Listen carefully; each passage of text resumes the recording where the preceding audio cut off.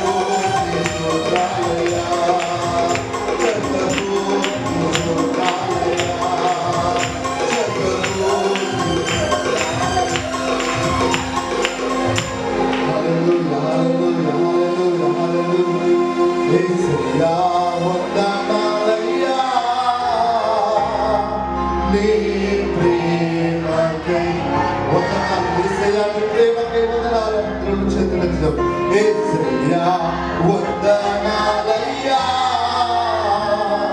నీ ప్రేమకై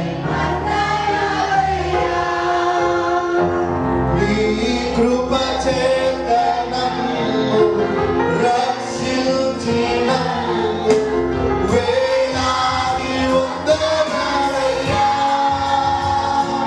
నీ దయ చేత శిక్ష తప్పించినందుకు కోటాది స్తోత్రాలయ్యా నీ కృప చేత నన్ను రక్షించి వందనాలయ్యా నీ దయ చేత శిక్ష తప్పించినందుకు కోటాది స్తోత్రాలయ్యా నన్ను నరకము నుండి తప్పించినందుకు వేలాది వందనాలయ్యా నీ సాక్షిగా నన్ను ఉంచినందుకు కోటాది స్తోత్రాలయ్యా నన్ను నరకము నుండి తప్పించినందుకు వేలాది వందనాలయ్యా నీ సాక్షిగా నన్ను ఉంచినందుకు కోటాది స్తోత్రాలయ్యా వందనాలు. అందరూ చేతులు ఎత్తుదాం. శతకోటి స్తోత్రాలయ్యా వందనాలయ్యా శతకోటి స్తోత్రాలయ్యా. యేసయ్యా నీకే వందనాలు ప్రభువా. యేసయ్యా మమ్మల్ని నరకం నుంచి తప్పిస్తున్న దేవా నీకే వందనాలు. పరలోక రాజ్యాన్ని ఇయ్యడానికి ప్రభువా యేసయ్యా మేము పొందవలసిన శిక్షను మీరు పొందారు ప్రభువా. అందుని బట్టి నీకే వందనాలు. నీ జాలిని మాకు కనపరిచినందుకు నీకే వందనాలు అని దేవుని స్తుతిద్దాం. హల్లెలూయా హల్లెలూయా హల్లెలూయా. యేసయ్యా మాతో మాట్లాడండి ప్రభువా అని దేవుణ్ణి అడుగుదాం. మన హృదయాలను ఒకసారి యేసయ్యా మా హృదయాన్ని మీరే పరిశుద్ధపరచండి అని దేవుణ్ణి అడుగుదాం. యేసయ్యా నీకే వందనాలు చెల్లిస్తున్నాం ప్రభువా. ఇంతవరకు పాటల ద్వారా మీరే నడిపించిన దేవా నీకే వందనాలు ప్రభువా. యేసయ్యా సాక్ష్యాల ద్వారా మీరే నడిపించిన దేవా నీకే వందనాలు ప్రభువా. యేసయ్యా ఈ ఆరాధన అంతటిని ప్రభువా నీ చేతులకు అప్పగిస్తున్నాం ప్రభువా. మీరు మాత్రమే మహిమ పొందాలని, మీరు మాత్రమే ఘనత పొందాలని ప్రభువా ఈ ఆరాధన అంతటిని ప్రభువా నీ చేతులకు అప్పగిస్తున్నాం ప్రభువా. ఒకసారి మా సంఘాన్ని జ్ఞాపకం చేసుకోండి ప్రభువా. యేసయ్యా ఇక్కడున్న బిడ్డలందరినీ మీరే జ్ఞాపకం చేసుకోండి ప్రభువా. యేసయ్యా అస్వస్థతగా ఉన్నటువంటి వారిని ప్రభు మీరే జ్ఞాపకం చేసుకోండి ప్రభువా. మీరు పొందినటువంటి దెబ్బల చేత ప్రభువా యేసయ్యా వారి గాయాల్ని మీరే కడతానని నీ వాక్యం సెలవిస్తుంది ప్రభువా. యేసయ్యా ఈ సమయంలో ప్రభువా ప్రార్థిస్తుండగా ప్రభు అనారోగ్యంతో ఉన్న వారిని ప్రభు మీరే ముట్టండి ప్రభువా. మీరే స్వస్థపరచమని ప్రార్థిస్తున్నాం. ఇక్కడున్న మా అందరికి ప్రభు యేసయ్యా వినగలిగిన చెవులను గ్రహించగలిగిన మనస్సును మాకు దయచేయమని ప్రార్థిస్తున్నాం. యేసయ్యా ఇక్కడ నీ ఆత్మను ఉంచండి, నీ యొక్క సన్నిధిని ఇక్కడ ఉంచమని ప్రార్థన చేస్తున్నాం ప్రభువా. యేసయ్యా నీ యొక్క కార్యములు ఇక్కడ జరుగునుగాక అని ప్రార్థిస్తున్నాం ప్రభువా. నీ యొక్క ఆత్మీయమైనటువంటి కార్యములు ప్రభు ఇక్కడ జరుగునుగాక ప్రభువా. యేసయ్యా నీ యొక్క రక్తాన్ని ప్రభు ఇక్కడ మీరే ఉంచమని ప్రార్థిస్తున్నాం ప్రభువా. యేసయ్యా మా అందరిలోను ప్రభువా మీ యొక్క ఆత్మ నుంచి ప్రభు మీరే మా అందరితో మాట్లాడి ప్రభువా. యేసయ్యా మా హృదయాన్ని మీరే మార్చండి.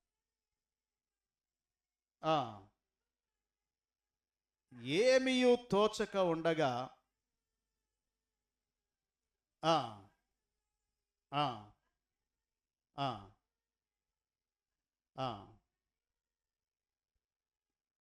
సజీవుడైన వానిని మీరు ఎందుకు మృతులలో వెతుకుచున్నారు? హల్లెలూయా. దేవుని బిడ్డలారా, మరి ఇక్కడ చూచినట్లయితే చాలా అద్భుతమైన వాక్యం. ప్రపంచంలో ఇప్పటి వరకు చనిపోయి తిరిగి లేచిన వారు ఒక్కరు లేరు. దేవుని యొక్క సన్నిధిలో మీకందరికి మరొకసారి జ్ఞాపకం చేసుకుంటున్నాను. ఇప్పటి వరకు భూమి మీద పుట్టి చచ్చిపోయిన వారు ఉన్నారు కానీ మరలా తిరిగి సమాధిని జయించి ప్రపంచంలో లేచిన నరుడు ఒక్కరు కూడా లేరు. దేవుళ్ళు అనబడేవారు కానీ, గొప్పవారు కానీ, ఇంకా ఎంతోమంది భాగ్యవంతులు కానీ, ఎంతోమంది పేరు ప్రఖ్యాతులు కలిగిన వారు కానీ ఎవ్వరు కూడా అందరి సమాధులు అలాగే మూత వేయబడి ఉన్నాయి. యేసు ప్రభుల వారి సమాధి మాత్రమే తెరవబడి ఉంది. ఈ రోజుకి మనం చూస్తున్నాం. అందుకే మరి కొందరు స్త్రీలంట చాలా అద్భుతమైన వాక్యం అజయ్ అయ్య గారు చెప్పారు. మరి అక్కడ కుడకుడ సంఘంలో చాలామంది వాక్యం చేత బలపరచబడ్డారు. మరి ఇప్పుడు కూడా ఈ మాటలో నుండి 2 మాటలు చెప్పి ప్రార్థన చేసి మేము సెలవు తీసుకుంటాము, మళ్ళీ వస్తాము. మరి అజయ్ సార్ ముందుకు వచ్చినట్లయితే అందరు చప్పట్లు కొడుతూ ఒక 2 మాటలు దేవుని వాక్యాన్ని విందాము.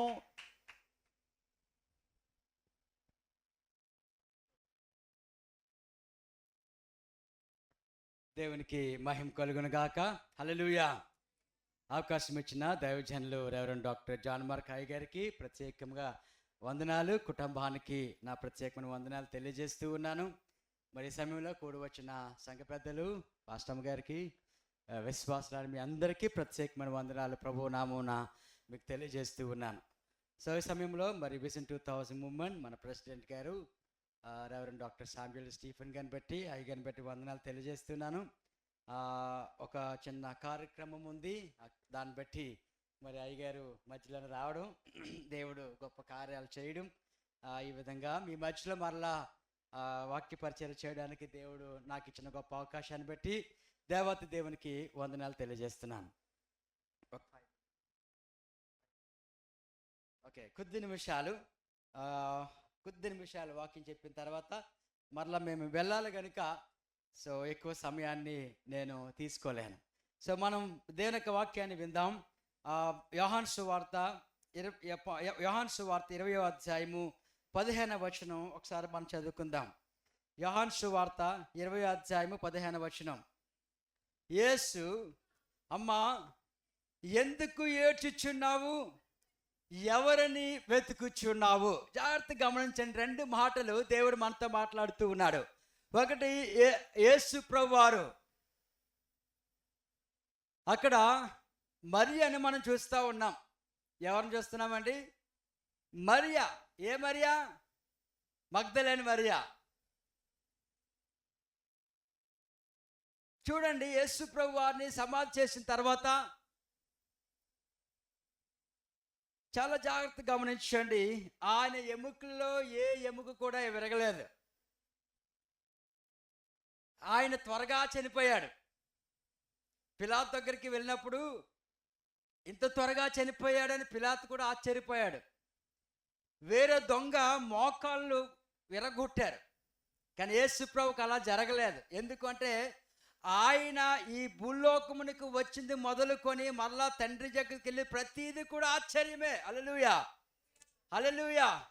ప్రతీది కూడా ఆశ్చర్యమే. ఆయన మనల్ని ఎంత ప్రేమిస్తున్నాడు అంటే ఆయన ప్రాణాన్ని కూడా మనకి ఇచ్చేశాడు. అందుకే గుడ్ ఫ్రైడే మనం అందరూ కూడా జరుపుకున్నాం. సో కనుక ఆయన బిడ్డలుగా మనల నుంచి ఆయన ఏం ఆశిస్తున్నాడు అంటే అంత ఎక్కువగా ప్రేమించమని ఆయన కోరుకుంటూ ఉన్నాడు. హల్లెలూయా. సో కనుక దేవుని బిడ్డలుగా ఆయన రక్తాన్ని మనకి ఇచ్చాడు కనుక, ఆయన రక్తం మనలో ఉంది కనుక, ఆయన రక్తము ద్వారా పాప విమోచన మనకు దొరికింది కనుక మనము కూడా ఏం చేయాలంటే ఆయనని ఎక్కువగా ప్రేమించాలి. ఎంతవరకు ప్రేమించాలంటే అవసరమైతే ఆయన కొరకు మనం ఏమైపోయినా పర్వాలేదు, కానీ నా దేవుడు నాకు కావాలి అనేటువంటి ప్రేమ ఆయన యందు మనం చూపించాలి. మగ్దలేని మరియా చూపిస్తుంది. మరియా యేసయ్య అంటే ఎంతో ఇష్టం, ఎంతో ప్రేమిస్తూ ఉంది. చూడండి జాగ్రత్తగా, ఎప్పుడైతే యేసు ప్రభు సమాధి చేయబడ్డారో అందరికంటే ముందుగా ఇంకా ఎవరు వెళ్ళలేదు. చాలా మందిని యేసు ప్రభుని వెంబడించారు, చాలా మంది యేసయ్యను ఆ అద్భుతాలు పొందుకున్నారు, సూచక్రియలు పొందుకున్నారు, ఆ మేలులు పొందుకున్నారు, కానీ ఎవరు కూడా ముందుగా వెళ్ళలేదు. ఎవరు లేరు? ఈ మరియా అందరికంటే ముందుగా వెళ్ళిపోయింది యేసు ప్రభుని చూడడానికి. ఎప్పుడైతే వెళ్ళిపోయిందో అక్కడ యేసుప్రభు వారు లేరు. యేసుప్రభు వారు లేరు. అక్కడ భయపడిపోయింది. అయ్యి బాబు నా యేసయ్యని ఎవరు ఎత్తుకెళ్ళిపోయారు అని వెంటనే శిష్యుల దగ్గరికి వెళ్ళి కొబ్బరి చేసింది. ఇదిగో యేసయ్య లేడు అక్కడ, ఏమైపోయిందో తెలియదు, ఎవరు ఎత్తిపోయారు అని తొందరపడి వాళ్ళందరినీ తీసుకొచ్చేసింది శిష్యులు వచ్చారు. యేసయ్యని ఎక్కువగా ప్రేమిస్తున్న శిష్యుడు ఫస్ట్ వచ్చాడు. యేసు ప్రభు లేడు అక్కడ. అది పేతురు యోసేపు వచ్చారు, చూశారు, యేసు ప్రభు లేడు అక్కడ. తెల్లవారు 4 గంటల సమయంలో మగ్దలేని మరియ ఎక్కువ జాడ వచ్చింది కనుక అప్పుడు పేతురు శిష్యులు అంటున్నారు, ఇదిగో ఇక్కడ ఉంటే చాలా ప్రమాదకరం, వెళ్ళిపోదాం. వాళ్ళు ఎవరు లేరు కదండి, అందరు వెళ్ళిపోయారు. వెళ్ళిపోతూ ఆ మరియా అక్కడ కన్నీరు కార్చి ఏడుస్తుంది, ఆ మూలలో కూర్చొని ఏడుస్తూ ఉంటే, అయ్యో నా యేసయ్య, అయ్యో నా దేవుడు నాకు కావాలి, నా యేసయ్య నాకు కావాలని కన్నీరు కార్చి ఏడుస్తూ ఉంటే వాళ్ళ శిష్యులు చెప్పుంటారు, అమ్మ ఎందుకు ఇంకా ఆయన ఇక్కడ లేరు కదా, ఇక్కడ ఉంటే చాలా ప్రమాదం. ఎవరు కూడా ఈ బర్రె గ్రౌండ్కి వెళ్ళరు కదండి, సమాధోటికి వెళ్ళి ఉంటారా? అదోటి ఒంటరిగా ఉంటారా? అసలు ఉండరు. ఒంటరిగా అసలు అది యూదుల సమాధి అయినా మన సమాధులైనా ఏ సమాధులైనా సమాధులంతా ఒకటే. ఒంటరిగా ఉండడం ఎవరి తరం కాదు. అయితే శిష్యులు అని ఉంటారు, మరియతో అమ్మా నువ్వు ఇక్కడ ఉండొద్దు, నువ్వు ఒంటరిగా ఉన్నట్లయితే ఏదన్నా సంభవించవచ్చు, ఈ ప్లేసు ఒంటరిగా ఉండే ప్లేస్ కాదు కనుక వెళ్ళిపోదాం రండి, బలవంతం చేసి ఉండొచ్చు. కానీ మరియా నో, నేను రాను, నేను ఇక్కడే ఉంటాను, నా యేసయ్య కొరకు నేను ఇక్కడే ఉంటాను, నా యేసయ్య కొరకు నా యేసయ్య నాకు కావాలి, నేను ఇక్కడే ఉంటాను. చావైనా రేవైనా బతుకైనా ఏదేమైనా నాకు ఏం జరిగినా పర్వాలేదు, నేను ఇక్కడే ఉంటాను, నా యేసయ్య నేను కొనుక్కుంటున్నాను. అక్కడే ఉండిపోయింది ఆ తల్లి, వెళ్ళలేదు. ఒంటరిగా ఏడుస్తూ ఉంది, ఒంటరిగా రోధిస్తూ ఉంది. ఎవరి కొరకు? యేసయ్య కొరకు ఏడుస్తూ ఉంది. నా యేసయ్య నన్ను మార్చాడు, నాలో ఉన్న 7 దయ్యాలను వెళ్ళగొట్టాడు, నా జీవితాన్ని రూపాంతరం చేశాడు, నా పాపాలన్నీ తీసివేసేశాడు, నాకు నూతన జీవితాన్ని ఇచ్చాడు, నూతన గమ్యాన్ని ఇచ్చాడు. నా జీవితం అంటే ఏంటో నాకు అర్థం చేసినట్లుగా నాకు మంచిగా దేవుడు నా జీవితాన్ని మార్చాడు కనుక ఆయన విడిచిపెట్టి నేను ఉండలేను. ఆయన నాకు కావాలి, నేను ఇక్కడే ఉంటాను, నేను ఏమైపోయినా పర్వాలేదు, నేను దేవుని కొరకు ఇక్కడే కనిపెట్టుకుంటానని చెప్పి ఆ తల్లి ఏడుస్తూ ఉంది. నా ప్రియమైన దేవుని బిడ్డలారా, నా మాటలు నేను ముగిస్తూ ఉన్నాను, నేను లోతుగా వాక్యంలోకి వెళ్ళట్లేదు కనుక జాగ్రత్తగా గమనించండి. మనం యేసయ్య కొరకు ఎంత కన్నీరు కార్చి ప్రార్థన చేస్తామో, ఎంత ఎక్కువగా ఆయన కొరకు ఆశ కలిగి ఎదురు చూస్తామో, నా యేసయ్య మనల్ని ఒంటరిగా విడిచిపెట్టడు. హల్లెలూయా, హల్లెలూయా. ఇశ్రాయేలు ప్రజలు మొరపెట్టగా ఇశ్రాయేలు ప్రజలు ఐగుప్తు దేశం నుంచి దేవుడు విడిపించాడు. దానియేలు మొరపెట్టగా సింహాల బోనులోనికి యేసయ్య వచ్చేశాడు. దేవుని యొక్క భక్తులు అబ్రహాము నడిపించిన దేవుడు, ఇస్సాకు నడిపించిన దేవుడు, యాకోబు నడిపించిన దేవుడు, వాళ్ళెవరిని కూడా మార్గ మధ్యలో దేవుడు విడిచిపెట్టలేదు. ఈ దినాన దేవుడు మనల్ని కూడా విడిచిపెట్టే దేవుడు కాదు. హల్లెలూయా. మన కుటుంబంలో ఏదైనా సమస్య వస్తే బయట వాళ్ళు నవ్వుతారు, ఎగతాళి చేస్తారు, కానీ ఆ యొక్క బాధ ఏంటో కుటుంబస్తులకే తెలుసు. ఆ యొక్క నొప్పి ఏంటో, ఆ శ్రమ ఏంటో, ఆ ఇబ్బంది ఏంటో కుటుంబ వ్యక్తులకే తెలుసు, కానీ బయట వాళ్ళకి తెలియదు. ఒకవేళ తెలిసిన వాళ్ళు ఎగతాళి చేస్తారు. కన్నా యేసయ్య అంటున్నాడు, భయపడవద్దు, మీ కొరకే నేను తిరిగి లేచాను. హల్లెలూయా, హల్లెలూయా. మీతో ఉండడానికి, మీ సమస్యల్లో ఉండడానికి, మీ యొక్క పరిస్థితుల్లో ఉండడానికి నేను తిరిగి లేచాను. నా ప్రియమైన దేవుని బిడ్డలారా, మనెవరూ కూడా భయపడ అవసరం లేదు. ఎందుకంటే నా యేసయ్య ఆ యొక్క పేదరికాన్ని కూడా అనుభవించాడు, సమస్తమును ఆయన అనుభవించాడు. ఆయన ఏది మాట్లాడినా అనుభవంలో నుంచి మాట్లాడతాడు. ఆ అనుభవం గల దేవుడు, సజీవుడైన దేవుడు ఈరోజు మన మధ్యలో ఆయన ఉన్నాడు. హల్లెలూయా. సమాధి కూడా ఏం చేయలేకపోయింది, మరణము కూడా ఆయన ఏం చేయలేకపోయింది, పాపము కూడా ఆయన ఏం చేయలేకపోయింది, సైతాన్ గారు కూడా ఆయన ఏమి చేయలేకపోయాడు. సమస్తమును ఆయన జయించాడు గనక ఈ మధ్యాహ్న కాల సమయంలో దేవుడు మాట్లాడుతున్న మాట ఏంటో తెలుసా? మనం ఏ పరిస్థితుల్లో ఉన్నాం, నా యేసయ్య జయించాడు. అదే శక్తి, అదే బలము నా యేసయ్య మనకి ఇచ్చాడు. మన సమస్యల్లో నుంచి మనము కూడా బయటికి రాగలము యేసయ్య శక్తి ద్వారాగా. హల్లెలూయా. ఆయన శక్తి మనలో ఉండాలి, ఆయన ఆలోచన మన మీద ఉండాలంటే మనము కూడా మరియ వలె కన్నీరు కార్చి ఆయన కొరకు మనం కనిపెట్టుకోవాలి. యోబు కన్నీరు కార్చి కనిపెట్టుకున్నాడు. ఆయన ఏమన్నాడంటే, ఆయనే సజీవుడైన దేవుడు. అంత బాధలో కష్టంలో కూడా యేసయ్య కొరకు సాక్ష్యం చెప్తా ఉన్నాడు.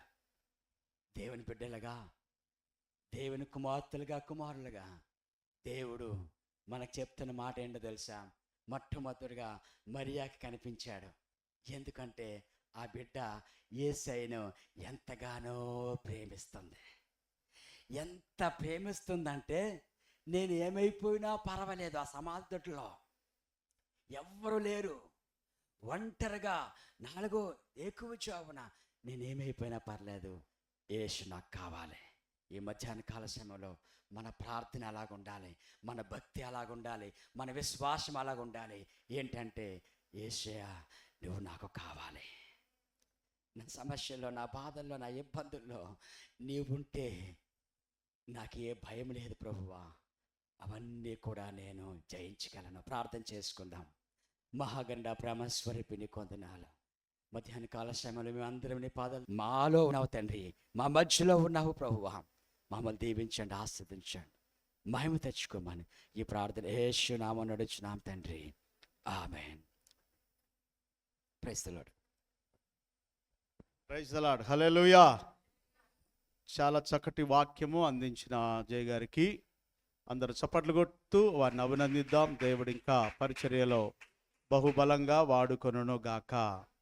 మరి కూడి వచ్చిన మీ అందరినీ బట్టి దేవుణ్ణి స్తుతిస్తున్నాను. అలాగే సాక్ష్యాలు చెప్పిన బిడ్డలందరిని బట్టి కూడా దేవునికి వందనాలు. అలాగే నా కొరకు, కుటుంబం కొరకు కూడా మీరు ప్రార్థన చేస్తున్నారు. మీ కొరకు ప్రతిరోజు మేము కుటుంబ ప్రార్థనలోనూ, మా వ్యక్తిగత ప్రార్థనలోనూ మిమ్మల్ని జ్ఞాపకం చేసుకుంటూ ప్రార్థిస్తూ ఉన్నాం. మీరు కూడా దయచేసి ప్రార్థించాలని కోరుతూ ఉన్నాం. మరి సుదర్శన్ గారికి బాగులేదు, మీ అందరు తెలుసు, హాస్పిటల్లో ఉన్నారు. దేవుడు ఆ బిడ్డను స్వస్థపరిచి బాగు చేసి మరలా మందిరంలో కనబడేటట్లు దేవుడు సహాయం చేయనట్లు ప్రార్థించండి. అలాగే స్రవంతి కొరకు కూడా ప్రార్థన చేయండి. ఆ బిడ్డకు కూడా డిస్క్ ప్రాబ్లం వచ్చిందని చెప్పారు. దేవుడు అద్భుతమైన స్వస్థత ఇచ్చేటట్లు ప్రార్థన చేయండి. అలాగే దేవుని బిడ్డలారా, మరి సింగరెడ్డిపాలెంలో ఉన్న సంఘ పరిచర్యలకు కూడా ప్రార్థన చేయాలని కోరుతూ ఉన్నాం. మరి సంఘాన్ని ప్రేమించి దేవుడు అక్కడ ఒక మరి చిన్న కార్యక్రమాన్ని దేవుడు చేయడానికి సహాయం చేశారు. దాని కొరకు అజయ్ సారు ఈరోజు రావటం జరిగింది. మళ్ళీ వారి సతీమణి అమ్మగారు వైజాగ్ వెళ్ళాలా, ఏదో ఎగ్జామ్ రాయాలంట, అందుకనే తొందరగా 2 గంటల వరకు వారిని బస్ ఎక్కిస్తానని చెప్పాను. మరి అందుకే మేము అక్కడికి వెళ్తున్నాం. దయచేసి చింతల చెరువు నుండి వచ్చిన వారిని ప్రకాశం గారు దయచేసి కొంచెం మీ ఆటోలో డ్రాప్ చేసి రావాలి. ప్రకాశం గారు, నీ వెనకాల ప్రకాశం గారు. హల్లెలూయా. 2 ప్రకాశాలకు ఆటోలు ఉన్నాయి, మరి ఆటో తేలేదని చెప్తున్నారు. మరి దేవుడు పెద్ద ప్రకాశం గారు వెళ్ళి దించొస్తాడు. హల్లెలూయా. అలాగే మరి దేవుని బిడ్డలారా, రానున్న రోజుల్లో దేవుని కొరకు మన సంఘ మరి కార్యక్రమాలను దేవుడు ఆశీర్వదించినట్లు, చాలామంది ఇంకా రాలేదు, కొంతమంది మీకు తెలుసు కదా వచ్చే టైం ఇంకా అయింది, ఇప్పుడు వస్తారు. ఆ లోపు జేకబు వాక్యం అందిస్తారు. మీరందరూ కూడా దయచేసి ఎంకరేజ్ చేయాలా. వాక్యం చెప్తున్నప్పుడు ఏం చేయాలా? నిద్రపోతుంటే ఎంకరేజ్ చేసినట్ట కాదు. ఎంకరేజ్మెంట్ అంటే మరి మీరు ఉత్సాహపరచాలా, చెప్పేవాడికి మరి బలం వచ్చేటట్లుగా, ఉత్తేజం వచ్చేటట్లుగా మీరు సహకరిస్తూ వాక్యం వినాలని కోరుతూ ఉన్నాను. మరి అలాగే కానుకలు అయిపోయిన తర్వాత ఆరాధన క్రమంలో మరి ఎప్పుడు మనం చేస్తున్నాం, మరి ఆశీర్వాదములు మా మీద కుమ్మరించుమనే పాట పాడతాం. ఆ పాట ఎంత విలువైందో తెలుసా? సూర్యాపేటలో బ్యాప్టిస్ట్ చర్చి కట్టినప్పటి నుండి ఈ రోజు వరకు ఆ పాట ద్వారా మరి ఆ సంఘం ఆశీర్వదించబడింది. హల్లెలూయా. అదేవిధంగా మనందరం కూడా మరి ఆ పాట ఆఖరిగా మరి మనము ఈ మధ్య కాలంలోనే 3-4 సంవత్సరాల నుంచి అది మనము ఇక్కడ మన సంఘంలో ఏర్పాటు చేశాం. మరి అలాగే కొండేటి పద్మ వాళ్ళ యొక్క కోడలు బుజ్జి కూడా వచ్చారు. మరి ఎండలో, భయంకరమైన ఎండలో మీరందరూ కూడా ఎంతో దూరం నుంచి వస్తూ మరి దేవుని సన్నిధిలో ముందుకు సాగుతున్నందుకై దేవునికి స్తోత్రాలు. ఈ సమయాన్ని జాకోబు కప్ చెప్తున్నాను. మరి ఈ సమయంలో మేము స్వరూప నరేష్ వాళ్ళ మ్యారేజ్ డే. హల్లెలూయా. పోయినసారి సంధ్య మరి శ్రీకాంత్ గృహంలో గృహకూడిగా పెట్టారు. వాళ్ళకి ఏంటంటే ఎవరు వచ్చినా రాకున్నా మరి మేరక్కలు అయితే పద్మక్క, మేరక్క, తర్వాత వీళ్ళందరూ వస్తారు అనే ముద్ర వాళ్ళకు. హల్లెలూయా. ఎందుకు? మనల్ని ఉద్దేశించే, మన కుటుంబాలన్నిటిని ఉద్దేశించి వారు భోజనాలు ఏర్పాటు చేశారు. మరి మీరు ఎవరు రాలే, చాలా ఇబ్బంది అయిపోయింది. చింతల చెరువు దగ్గరే కదా, ప్రవళిక, కౌశిక్ కూడా వస్తారు. మరి దయచేసి ప్రతి ఒక్కరు కూడా 23వ తారీఖు సాయంత్రం వాళ్ళ గృహంలో గృహ కూడిక. ఆ కుటుంబాలు కూడా మరి సంధ్య ఒక్కోసారి సాక్ష్యం చెప్తూ ఏడ్చేది, ప్రభువా మేము చచ్చిపోతే బాగుండు, ఈ అప్పులు బాధలు, ఆ ఇల్లు లేక, ఇల్లు కట్టుకునేటప్పుడు ప్లాట్ కొని అప్పుల పాలైపోయి చాలా ఇబ్బంది పడింది. ఆ బిడ్డ యొక్క రోదన చూసినప్పుడు ఇప్పుడు నేను బాధపడుతుంటే అవే గుర్తొస్తున్నాయి, అవే ఆలోచన వస్తున్నాయి. అంత పెద్ద విశ్వాసం ఇచ్చారు ప్రభు వాళ్ళకు. మరి అలాగే ఆ కుటుంబంలో జరిగే ప్రార్థన, 3 కోడళ్ళు, మంగమ్మ గారికి ఇచ్చిన 3 కోడళ్ళు మంచి భక్తిలో మరి చింతల చెరువు నుంచి మన దగ్గరికి వస్తున్నారు. కనుక దయచేసి మీరందరూ కూడా మరి ఆ యొక్క కుటుంబ ఆరాధనకు 23వ తారీఖు బుధవారం సాయంత్రం చింతల చెరువు మరి ఆ స్కూల్ ఎదురుగానే వాళ్ళ ఇల్లు ఉంటుంది. దయచేసి వీలైన వారందరూ కూడా పాలు పొందాలని కోరుతూ ఈ యొక్క సమయంలో దేవుణ్ణి స్తుతిస్తూ గణపరుస్తూ మరి జాకోబ్ వచ్చి వాక్యం అందిస్తారు.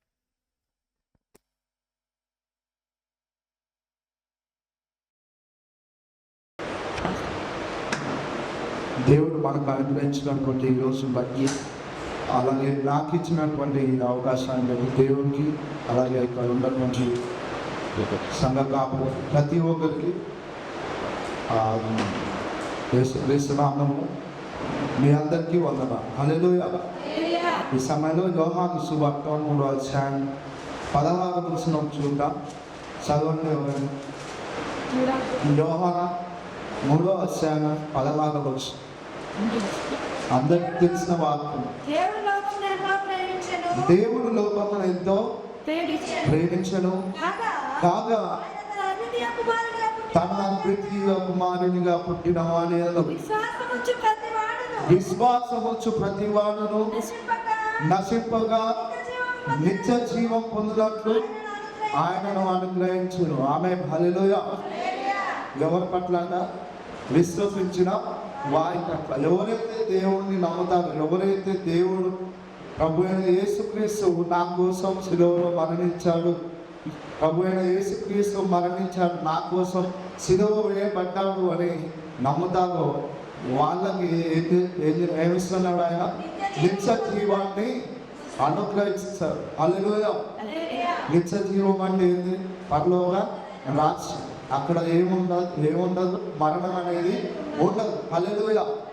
మనకంటే ముందుగానే దేవుడు ప్రభు అయిన యేసుక్రీస్తు ఈ లోకాన్ని విడిచి ఆయన వెళ్ళాడు అని నమ్మాలి. హల్లెలూయా. ఆయన మన కోసం మరణించాడని మనం నమ్మితే దేవుడు నిజంగా ఆయన మనకి కూడా ఆయన ఏమిస్తాడంట? నిత్య జీవాన్ని అనుగ్రహిస్తాడు. ఎవరైతే ఆయన ఎవరి కోసం చనిపోయాడంట? ఎవరైతే విశ్వసించు ప్రతి వాడు నశింపక. హల్లెలూయా. అంటే ఎవరైతే నశిస్తున్నారు, ఎవరైతే పాపంలో మునిగిపోయి పాపంలో ఉండి దేవుడికి వ్యతిరేకంగా జీవిస్తున్న వారి పట్ల దేవుడు ఆయన ప్రేమిస్తున్నాడు. ఆయన దేవుడు లోకంలో ఎంతో ప్రేమించదు. అంటే దేవుడు ఎవరిని ప్రేమిస్తున్నాడు? లోకాన్ని ప్రేమిస్తున్నాడు. ఎవరైతే దేవునికి వ్యతిరేకంగా ఉన్నారు, ఎవరైతే పాపులుగా ఉన్నారో, పాపం చేసి ఉన్నారో వారి పట్ల దేవుడు కృప చూపిస్తున్నాడు. హల్లెలూయా. కాబట్టి ఎవరైతే ఆయన యందు విశ్వసిస్తారో అప్పుడు ఆయన ఏమనుగ్రహిస్తాడు? నిత్య జీవాన్ని అనుగ్రహిస్తాడు. మరి పునరుత్థానం అంటే దేవుడు మరణించి తిరిగి లేచాడు. తిరిగి లేచిన రోజు ఈ రోజు. హల్లెలూయా. మరి ఆయన తిరిగి లేచిన రోజు ఇంకనూ మనం విశ్వసించకుండా, దేవుని యందు విశ్వాసం లేకుండా ఉంటే, నమ్మకం లేకుండా ఉంటే మనం మందిరానికి వచ్చి వ్యర్థం. హల్లెలూయా. మనం పరలోక రాజ్యము చేరలేము. మనం పరలోక రాజ్యం చేరాలంటే, మనం ఆ యొక్క నిత్య జీవాన్ని మనం పొందుకోవాలంటే మనలో ఏముండాలంటే విశ్వాసం అనేది ఉండాలి. విశ్వాసం అంటే ఏంటి? విశ్వాసం అంటే నిరీక్షించే వాటి యొక్క స్వరూపం. అంటే జరగని వాటిని మనం విశ్వసించడం, నిరీక్షణ కలిగి ఉండడం. హల్లెలూయా. మరి ఆ యొక్క నిరీక్షణ, గొప్ప నిరీక్షణ ఎవరిస్తారు? ప్రభు అయిన యేసు హల్లెలూయా. ఈ సమయంలో మార్కు సువార్త 16వ అధ్యాయం, అదే మార్కు సువార్త 16వ అధ్యాయం 6వ వచనం చదవండి. అందుకు అతడు కలవరపడకుడి, దానికంటే ముందు వచ్చిన చదువుదాం. 16వ వచనం మొదటి వచనం సమయంలో విశ్రాంతి దినము గడిచిపోగానే మగ్దలేని మరియలు, యాకోబు తల్లి మరియలు, సలోమియు వచ్చి ఆయనకు సుగంధ ద్రవ్యములను కొనిరి. వారు ఆశీర్వాదముల పెద్దల కాడ లేచి బయలుదేరి సూర్యోదయమైనప్పుడు సమాధి యొద్దకు వచ్చుండగా సమాధి ద్వారం నుండి మన కొరకు ఆ రాయి ఎవడు పొందించాలని ఒకరితోనొకడు తర్వాత వారు వచ్చి కనులెత్తి చూడగా రాయి పొందింపబడి ఉండుట చూచిరి. ఆ రాయి ఎంతో పెద్దది. అప్పుడు నాకు సమాధిలో ప్రవేశించి తెల్లని ఎదుటి ధరించుకున్న